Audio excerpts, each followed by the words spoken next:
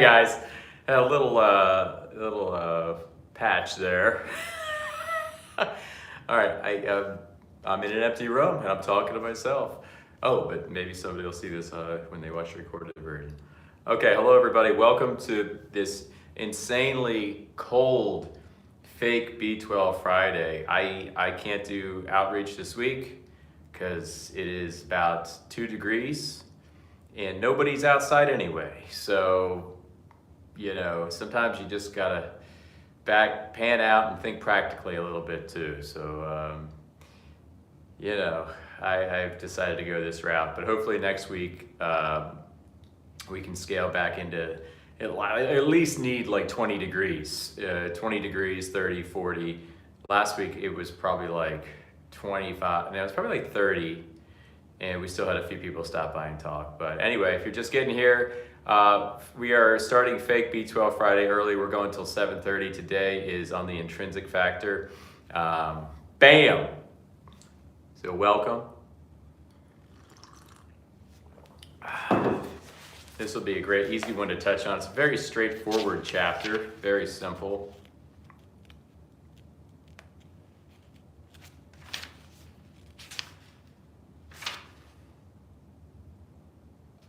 And we'll start once we get a few people in here, like as per usual. But a lot more people waking up to the lies of industry and the lies of, corporate establishments and the lies of the pharmaceutical science, medical complex. And that's great, It's one more uptick in the right direction for reuniting everybody against profit engines. The real way that vegan activism should be done, and the real effective way that vegan activism could be done. And it's really, when you're just out there yelling at everybody and we're appealing to logical fallacies or whatever we're doing using our toolbox of words, all that has been devised and architected and used in a very me versus you fashion, we're essentially separating ourselves more. And that's no way to carry out outreach and to share with others and to actually affect change. That's a great way to go nowhere from what I've seen from my purview. Amazingly enough, my coffee actually stayed hot. And I just took it literally downstairs from upstairs. We're in sub-zero conditions, down to where I'm at right here, and somehow it stayed hot. That's unbelievable. Hi, Lawrence. How you doing? Nice to see you. Thanks for being one of the first people here tonight. I'm probably going to start at 7. It actually is a shorter chapter, and just so everybody knows, we're reading from the book The Enigma of Vitamin B12, Nature's Only Mistake, written by Anthea V. Hayes. In this book, effectively full stop fashion, absolutely destroys the lie that is this quote unquote vitamin B12. And we're about halfway through the book right now. We're going to go through the whole book, and essentially we'll have as many episodes as there are chapters. So we're about halfway through the fake B12 Fridays. We might bake a few chapters into one live, like 2 chapters into one live, a few points down the road. There are some shorter chapters towards the end, I think. We can kind of consolidate a little bit. But welcome. Hey, Marcos, how's it going? Nice to see you. The whole spirit of these live streams is just to show you guys that as a vegan and a vegan outreacher, when sharing with others, we don't have to concede the strength of a vegan diet. We can actually maintain its strength and maintain its appeal. That's really all this is, and it's also an appeal to your, a kind of sovereignty, and when we know better, we do better dynamic. B12 is a lie, and it is one of the most nefarious lies that's ever been concocted. And if you've been watching any of the other live streams, you've kind of seen how we've built out, how the position is built out, and how we've built out the our line of thinking, which is from a free thinking purview, not from a material purview, where all science hails from. So, Marco, it's nice to see you. We have KZN in the house. How you doing, Lawrence? We'll wait till we get a few more. I'll probably, start ramping up in reading at 7. But yeah, do we have any vegans in here or any anti-B12 curious people in here? Like I said, first off, tonight's going to be on the intrinsic factor, right? So that's it. And one of the things that underlies all of our talks and everything that we do, we consider animals more important than drug companies. This is a big thing too. Animals are more important than drug companies. And as vegans, this should be a default. This really should be obvious. But it's surprisingly enough, it's not that easy to share. And then science equals furnished. So science, all material information that hails from science, it's all furnished. And actually all material information is furnished. So that's where we learn to toggle this beautiful thing that we all have called intuition that helps us wisely discern between deception and truth. So, I mean, it's a really simple message we've been trying to share, but it seems to be getting eclipsed by bias, kind of cult thinking, I'm just right mentality, and it's unfortunate, mainly for their sake. It's unfortunate mainly for their sake. This live, Reagan, so I'm a vegan activist. My name is James. I actually have it on my shirt. I'm also known as online, my handle, the vegan sign guy.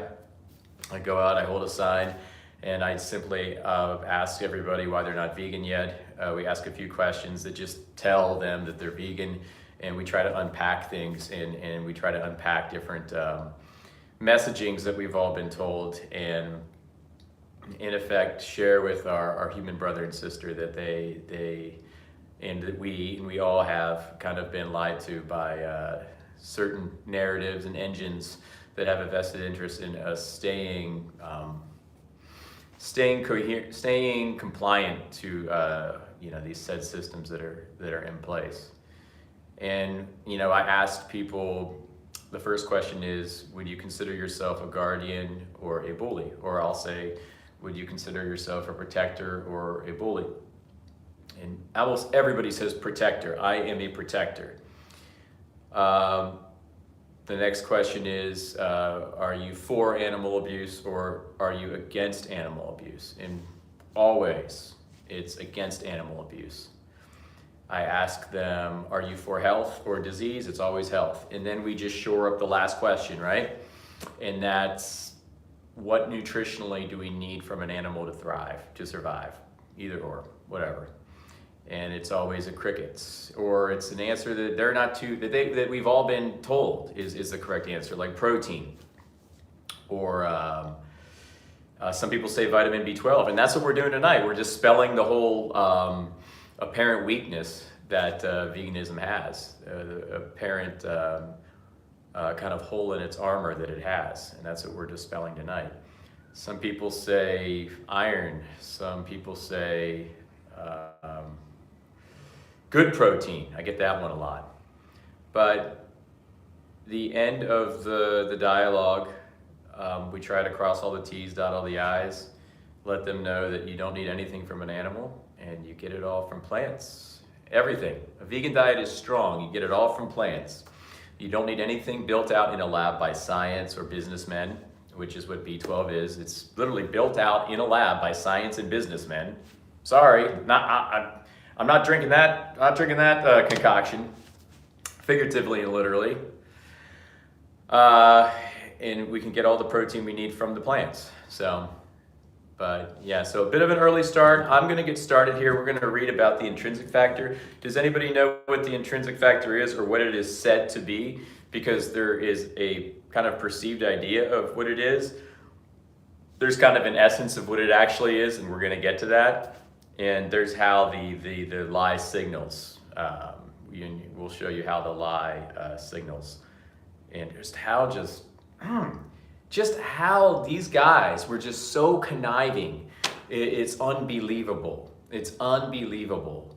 But what it really comes down to, and we're going to touch on this, is that meat and cheese and milk and eggs were made, to be food up until this beautiful pill was designed, architected, and built out, right? They were made to be food. And in industry and businessmen and all those guys, they found good ways to profit and capitalize off of animals from their meat. But then along those lines, in this spectrum of time from like 1920 to 1940, they were starting to think a little more outside the range of food. Now there's a lot left over after this animal's killed. There's all these other body parts. Well, we got a liver, we got mucus, we got all these gastric juices. I mean, there's got to be a way to monetize these too. Light bulb moments.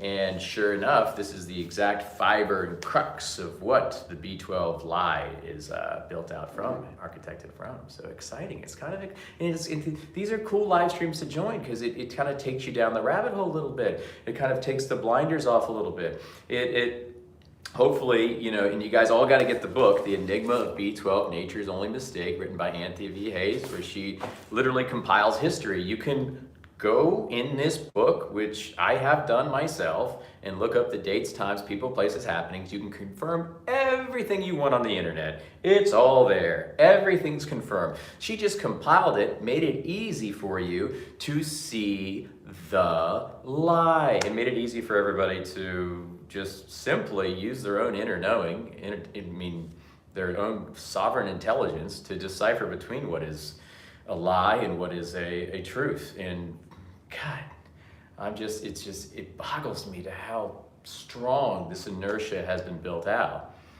Like, this wasn't even a thing in like the 1980s. 1990s started becoming a thing, but no vegans took B12. No vegans, they didn't even entertain it, but this whole thing had been planted, the preliminary legwork had been gotten underway in the 40s and 50s, and they saw the powers that be saw a need for this narrative to really be amplified and exacerbated. So sure enough, mid-90s, this kind of science vegan movement started scaling up. All the plant-based doctors, and out of nowhere, you had these beautiful, wonderful plant-based doctors that were just telling everybody you can be vegan, but holding the line on vitamin B12.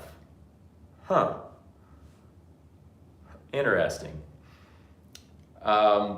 And all of a sudden, even vegans now, to this day, are defending the eating, the drinking, the getting the shots of vitamin B12. That's how strong, that's how keen and clever and conniving these architects, these builders are that engineered this lie. It's insane. But intrinsic factor. Let's start with chapter 12. I kind of got a bit of a tighter time horizon tonight, but today is a quick chapter. Now, you've probably heard a lot about the intrinsic factor, how it is like a certain protein that is needed to basically absorb vitamin B12 properly.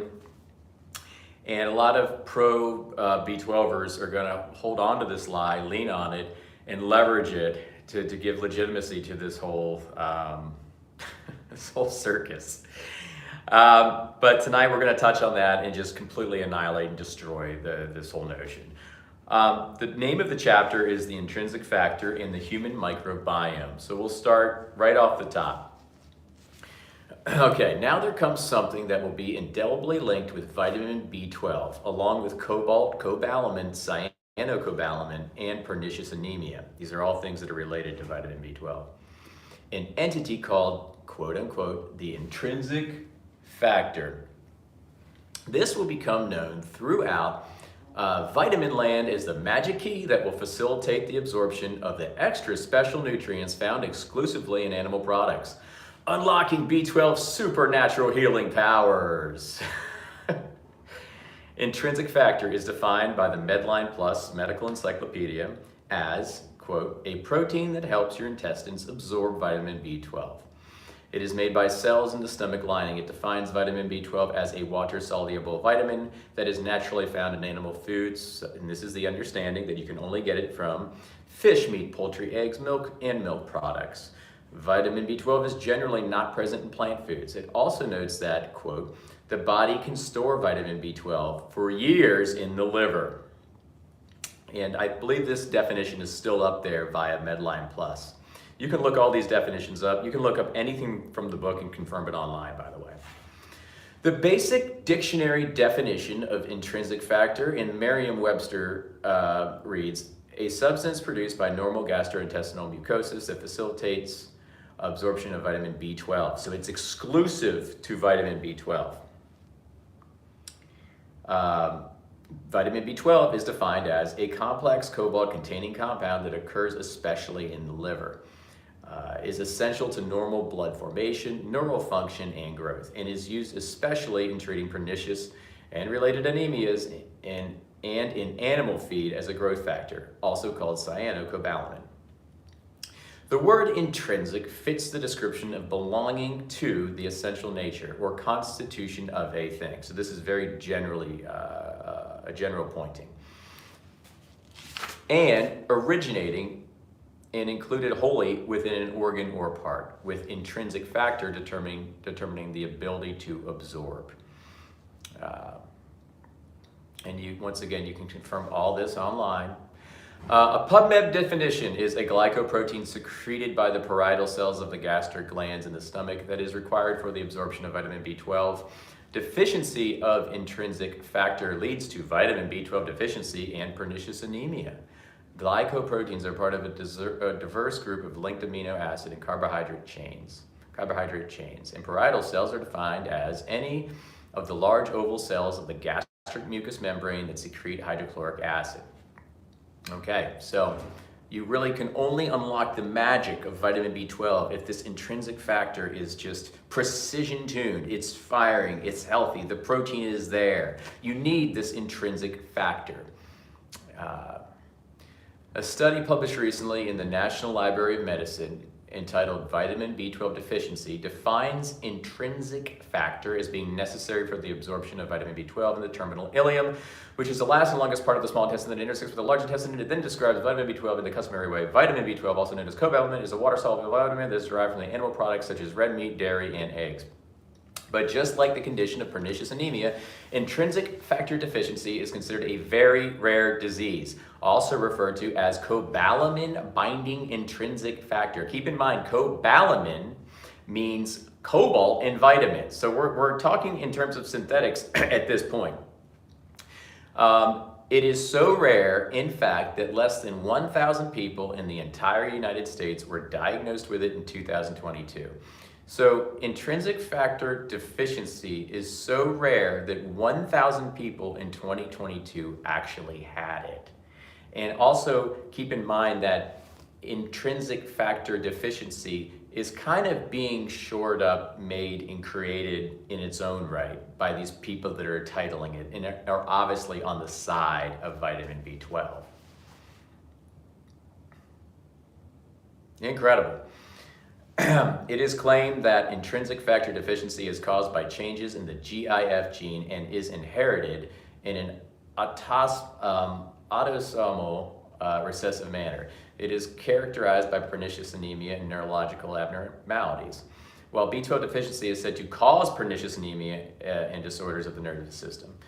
Intrinsic factor deficiency has the same symptoms as those claiming to stem from a B12 deficiency, including those related to anemia, such as fatigue and pale skin, depression or nervous system damage indicated by confusion and numbness, and I love these, confusion and numbness or tingling in the hands. So it has the same symptoms as vitamin B12 deficiency. These are like copy and paste symptoms that they just love to be trigger happy with when it comes to fear mongering people. So they apparently intrinsic factor deficiency and vitamin B12 deficiency, they have the same myriad of symptoms. Hey, what's up, Dominion? What's going on? Nice to see you. Yeah, so got started a little early, and we're going through the intrinsic factor channel. I have a bit of a time horizon on me tonight, So we're gonna have about another 24 minutes here, and we'll do like a little Q&A at the end. But I'm getting through the chapter. It's not a very large chapter on the intrinsic factor in the human microbiome, but I have a few things highlighted, and we've been touching on the intrinsic factor, which is so interesting. There's a few pro B12 vegans that I know go around championing it, leveraging it like it's the thing that just solidifies B12's evidence and objectivity, and they just love pulling that word intrinsic factor. But we're learning all right here, some really sus things regarding right off the bat that intrinsic factor only supposedly deals with and is exclusive to vitamin B12. That's a little sus. And we're going to unpack a little bit more as we go. So I'm going to skip down a little bit here.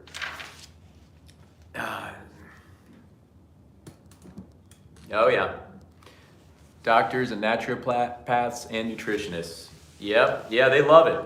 Doctors who are our favorite naturopaths and the amazing nutritionists that are all just inundated by all this commercial information that they pretty much have to learn for their education. It gets put in front of them to kind of partake from and have to drink from the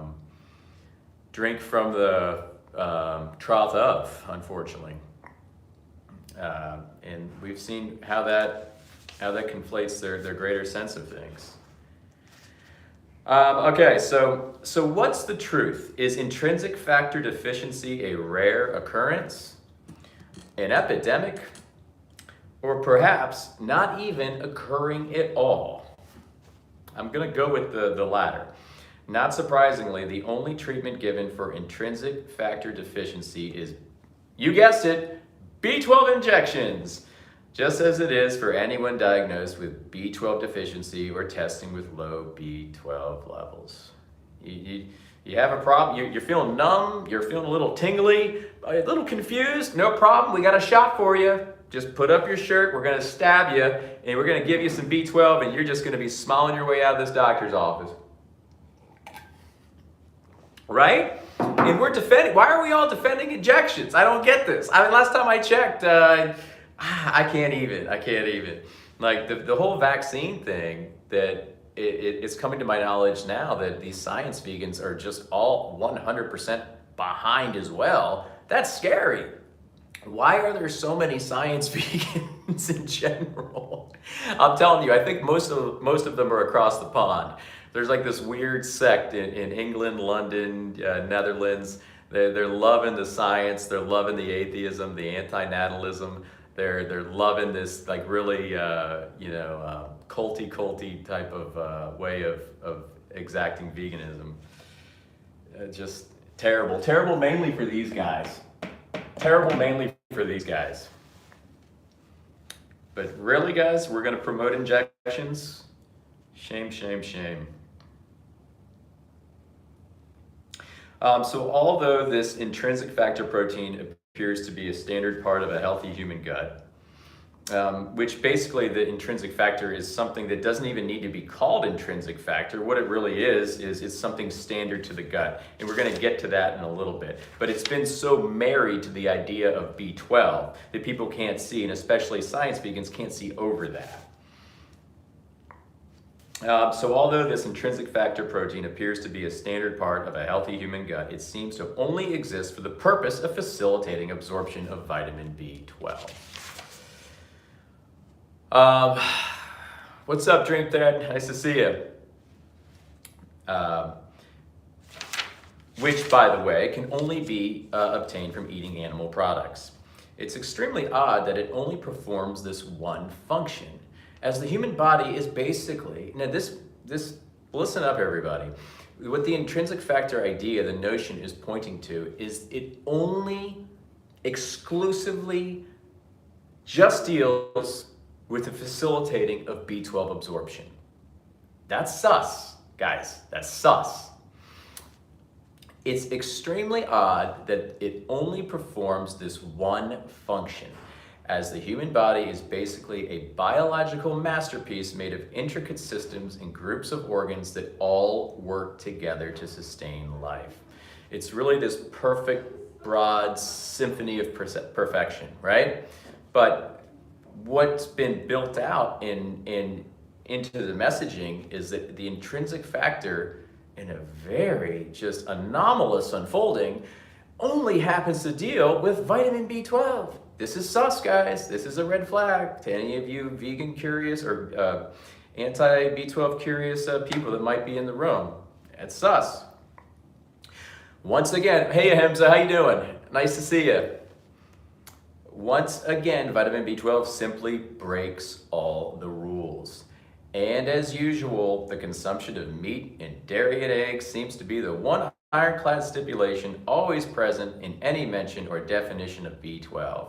But what actually is this that is being absorbed? The term intrinsic factor was coined in the late 1920s by American physician William B. Castle. Now this is going to be important stuff to get through.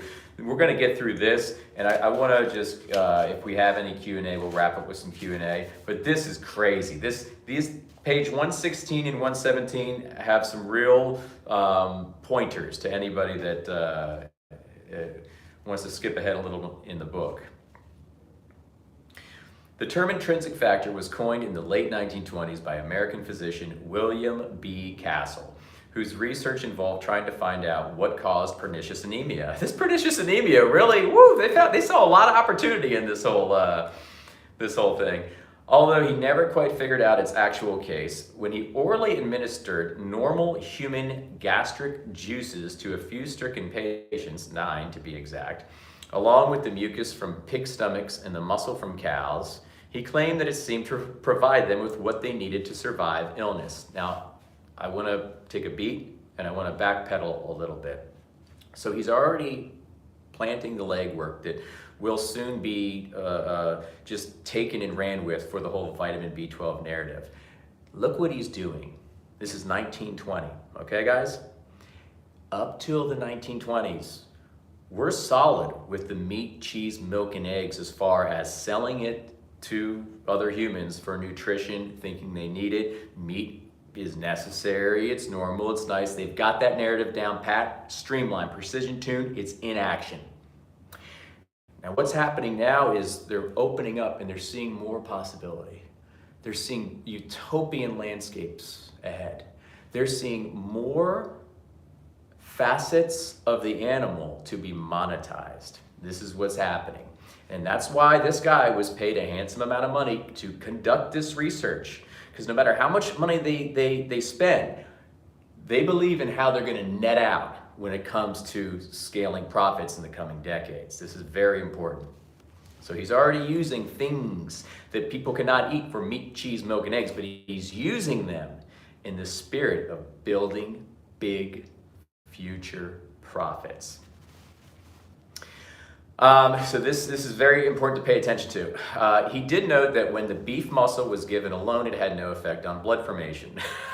It's just using beef, and that there was only a rise in reticulocytes, immature red blood cells, when the human gastric juices were given as well. Moreover, just because a couple of sick folks managed to swallow this disgusting concoction without vomiting or dying immediately afterwards, it's no scientific proof of any sort of success. Anyway, he went on to publish a series of articles in the American Journal of the Medical Sciences, with the first entry dated October 31st, 1936. Oh, this is where this coming up paragraph will blow your socks off. It was entitled "Observations on the Etiologic Relationship of Achillia gastrica or Pernicious Anemia." Etiologic referring to the cause or origin of a disease, and Achillia gastrica being defined as a partial or complete absence of gastric juices. So he's in the trenches getting this work done, trying to figure out a way to monetize these other animal facets, their body parts, their secretions, you name it. This is the real crux of what's happening here. But they're putting it under the guise of trying to find something for pernicious anemia, which just keeps being frequent, as we see throughout the timeline of B12. Anyway, Castle's assertion that consuming entrails and various body parts from animals was essential for the successful formation of healthy red blood cells was obviously laying the groundwork for the one hard and fast rule of vitamin B12, that the consumption of meat was necessary to avoid anemia or other illnesses caused by deficiency. Boom, and so it was written. So right there, you can't get away from the consumption of meat and the whole notion of vitamin B12. They're just married, and it's for a reason. And this is a kind of beacon to help you guys toggle and see, over this lie. There's little Easter eggs that are sprinkled all throughout history. And Anthea, who wrote this book, The Enigma of Vitamin B12, Nature's Only Mistake, written by Anthea V. Hayes, has literally just compiled history for you, so you can easily use your own intuition to toggle between lies and truth and see. And these bellwethers are all throughout history. The paper was published on the trick-or-treat holiday known as Halloween. So he's publishing this paper on Halloween. And Castle's co-author's name was listed as T.H. Ham. However, this was not in mocking reference to the pig stomach treats that were fed to those in the experiments, but actually referring to a certain Dr. Thomas Hale Ham. You can't make this stuff up. On Halloween, published this paper. Everything involved. What a gamut. Okay, so let's see here. We got someone here. I've taken B12 a few times, but I can never stick to it. I'm just not good at remembering to take pills. I'm so glad I read The Enigma of Vitamin B12. Now I take no supplements at all. Thank you, Roland. Thank you. Thank you for having sense. Thank you for having actual sense, using your God-given intelligence and your intuition to stop putting this crap, this made from a lab by a scientists and businessmen, into your body. So thank you for that. And nice. Oh, PJ's in the house. Fantastic. Good job buying without the B12. You don't want the B12. Buy stuff that's not fortified in B12. You can find nutritional yeast that doesn't have B12. You can find that online. You can find plant milks. Stop eating fortified B12. Don't put something made by scientists and businessmen into your body, because that's essentially what you are doing. Yeah. Oh, thanks, Fruit, and thanks, newcomers, for being here. Appreciate the hearts. We are, I am on a tight time horizon tonight, guys. So I wanted to get through that and talk about Castle's works and how he kind of preliminary planted the kind of some of the legwork for the upcoming B12 revelations and such. And the chapter definitely, brings everything together. And at the end, we start talking about, or Anthea starts talking about and chronicling the human microbiome. But in essence, this is what intrinsic factor and the things pointing to really is. So I highlighted this paragraph so I can at least finish this, then we'll talk a little bit. I'm going to touch on a few pointings up here. Basically, what we went over so far was the intrinsic factor, why it's used and leveraged so much amongst pro B12ers, what it actually is, how suspect it is, being that it's literally only supposed to deal with vitamin B12 amongst a whole beautiful symphony of a synergistic human body. Suspect. We touched on how Castle, in his papers, how he started doing some writings regarding, and the tells that they yielded. Right now, I just want to kind of distill the crux of what intrinsic factor really is via this paragraph on page 120. So it turns out that vitamin B12 is just a lab-created substitute for beneficial bacteria found naturally in healthy guts and bodies of healthy guts and bodies of humans. Now, when you guys are reading this, when you see vitamin B12, keep in mind it's in quotes. So you really have to read it and just don't think of vitamin B12 really. Just think of a beneficial bacteria. It's just a general bacteria when she points to what it really is. But notice there's quotes around vitamin B12 in all of the writings because it's fake. it doesn't exist. It's a non-thing, but it is something important to keep in mind when reading the book. It turns out that vitamin B12 is just a lab-created substitute for the beneficial bacteria found naturally in healthy guts and bodies of humans.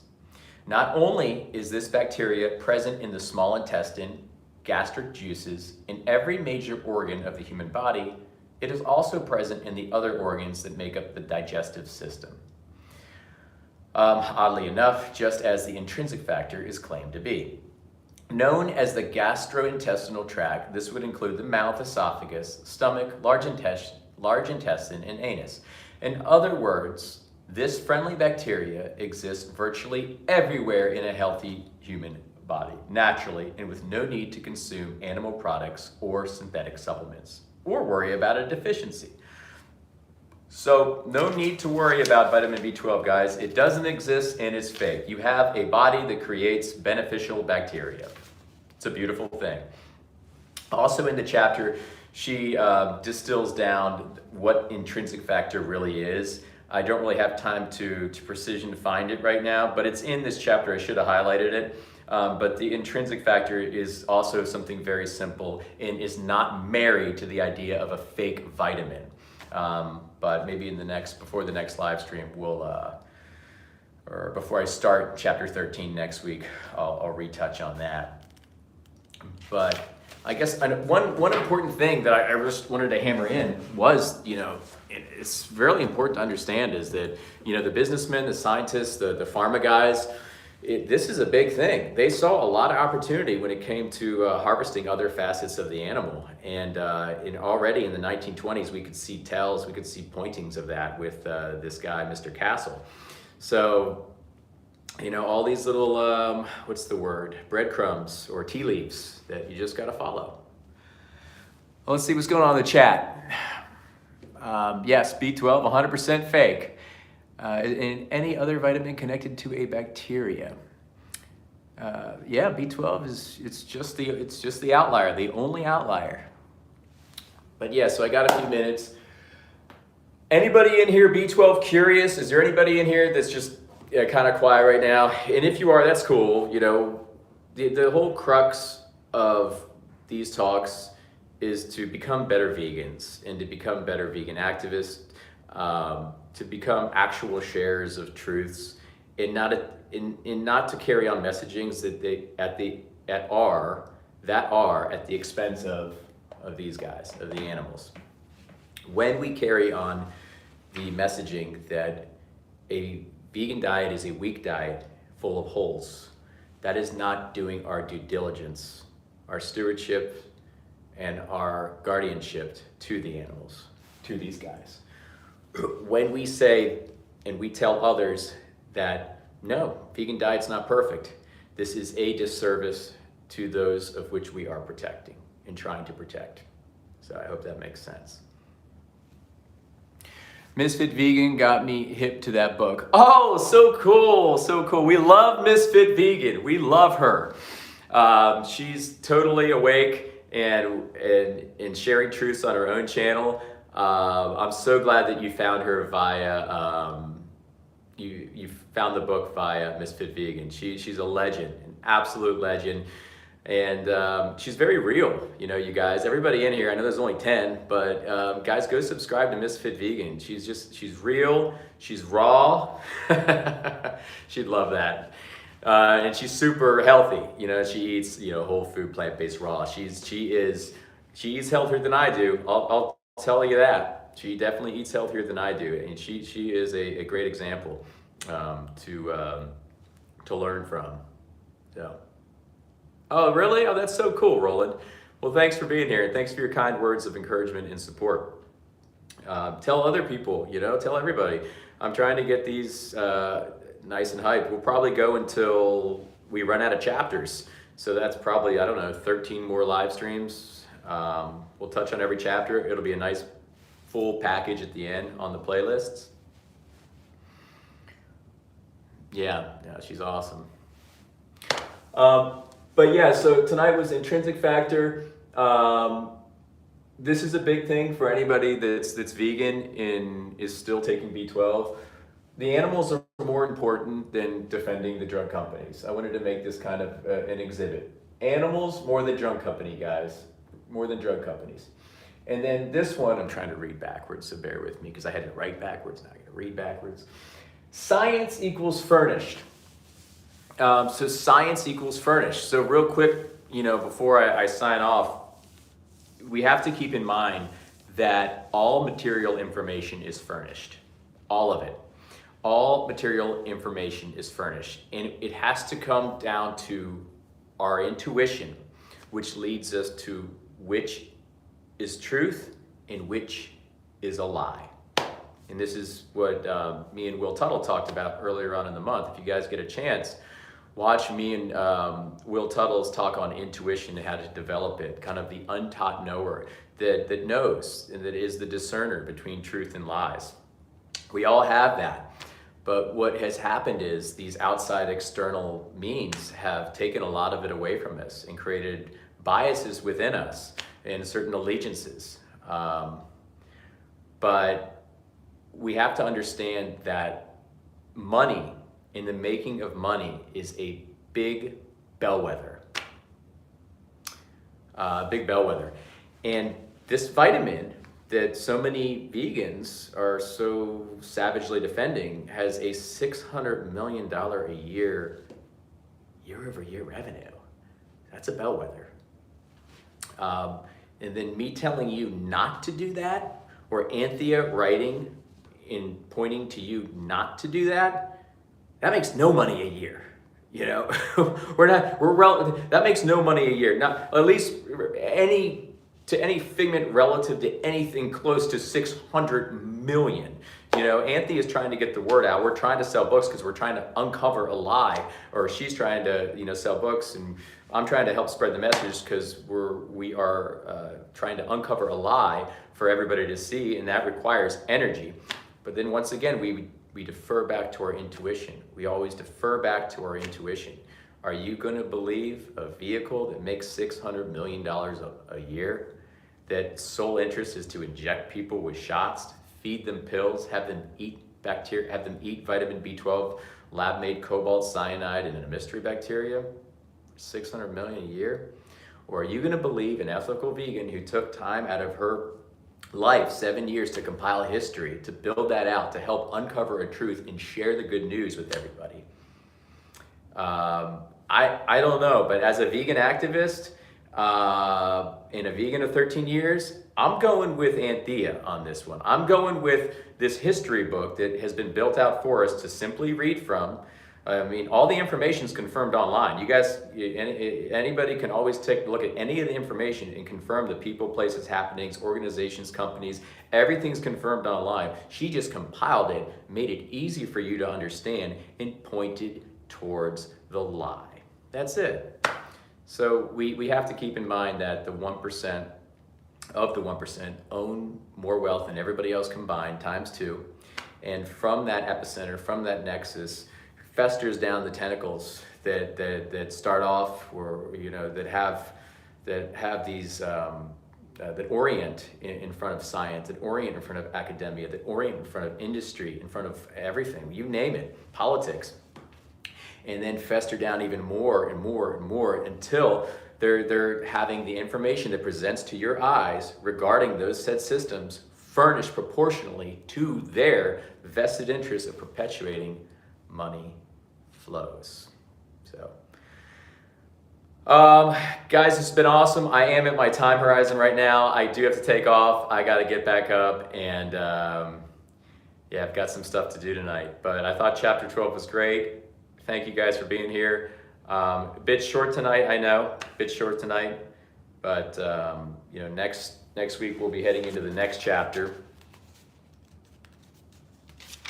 which is the vilification of veganism, Ovaltine, and the vegetarianism activists. Oh, this will be a good one.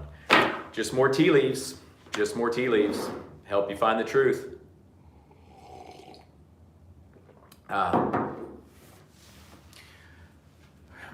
It mentions Edward Bernays. Yep, I believe he was the one that convinced companies to include eggs in breakfast foods. Oh God, all these bad actors. And then we have all these apparent ethical vegans that are just following them like lemmings, like we're attributing their whole sovereignty and autonomy to these bad actors.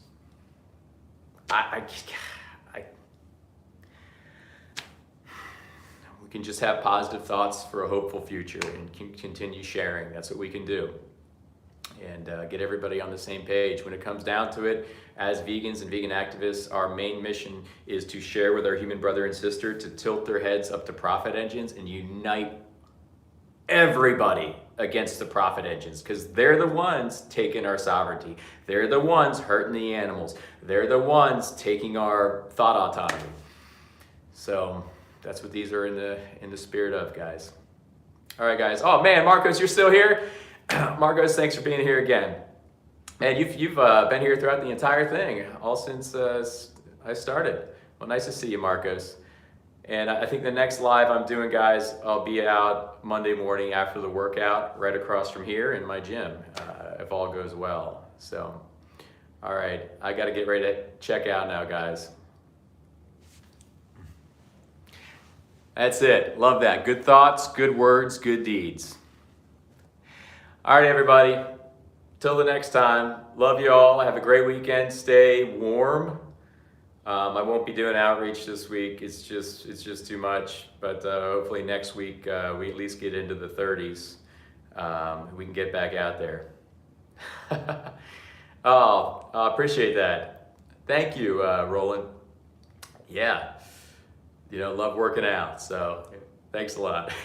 But yeah, we'll be doing the I think biceps and triceps on Monday, but just towards the tail end, just like a little Q&A and a little hangout. I feel like those are kind of cool.